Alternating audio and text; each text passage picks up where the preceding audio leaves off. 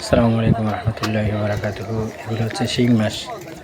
শিং মাছ এই যে বড় সাইজ, যেমন ডান পাশে এগুলো হচ্ছে 400 টাকা কিলো। এই যে বাম পাশে একটু ছোটো সাইজ, এগুলো হলো 350 টাকা কিলো। এগুলো চাষি, এগুলো চাষ করা শিং মাছ। এগুলো খাইতে আবার টেস্ট তেমন একটা নাই।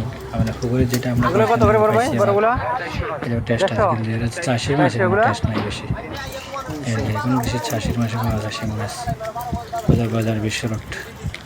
কার কাছে শিং মাছ পছন্দ করেন ভালো বা এরকম জানেন কিনা, এগুলো কে কী মাছ, ঠিক আছে।